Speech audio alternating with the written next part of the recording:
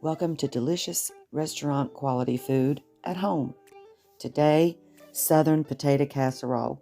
This is a family favorite that everyone in your family is going to enjoy. It's even delicious reheated.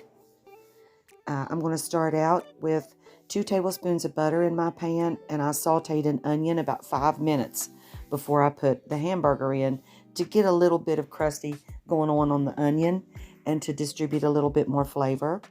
And then after I got the hamburger browned a little bit, I added some Montreal steak seasoning. The steak seasoning has garlic and onion and other things in it, and it brings out a lot of flavor in the meat and in the dish, and it adds to that. This is just a cheap Montreal steak seasoning I got from Dollar General store. You can find it anywhere, McCormick. Now, I placed them in the bottom of a buttered baking dish, and I boiled these potatoes for about 10 minutes to soften them up. They're not all the way done, but they're done enough for the recipe. Now I'm going to put in 4 tablespoons of self-rising flour and the salt and pepper. Make sure you have about a tablespoon of that seasoning in there, because that's all the seasoning I'm going to use in this recipe. Now all you want to do is just mix the flour in with the oil a little bit and distribute it through the meat. It's nothing fancy. Is get it worked in there, and then we're going to add 2 cups of milk to this.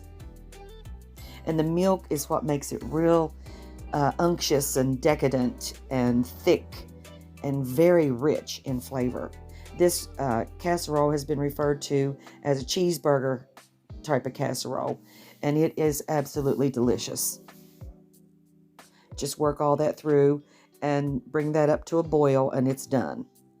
I'm going to put in the 2/3 of the 8-ounce package of cheddar cheese I shredded. Putting the potatoes in the bottom of the baking dish with butter in there to keep it from sticking. Because when you get this out, you want to get out all of your goodness. You don't want it stuck to the side of the pan. And I'm going to put a generous amount of salt and pepper in those potatoes, because potatoes takes a lot of salt. And if you don't salt and pepper and then put the Montreal seasoning in there, you've given away so much flavor in your meal. The seasoning and the salt is what bring this to the life. And then I just took a handful of that cheese, worked it into the potatoes, and then I'm going to melt 2/3 of that cheese in the gravy sauce.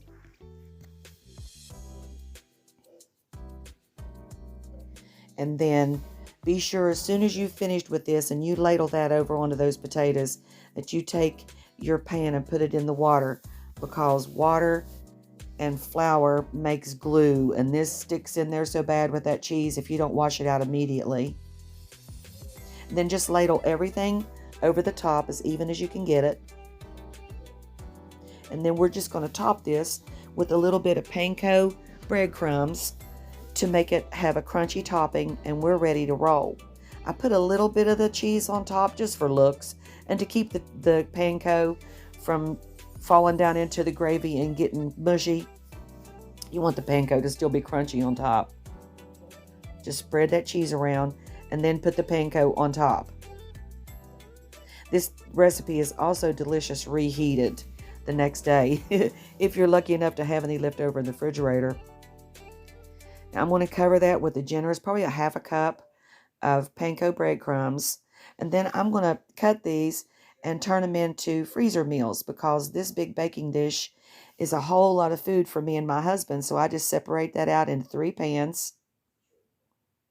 And we're going to have 3 different dinners out of this one recipe. And you're going to bake this at 375 degrees for probably 35 to 45 minutes until it's golden brown. Enjoy.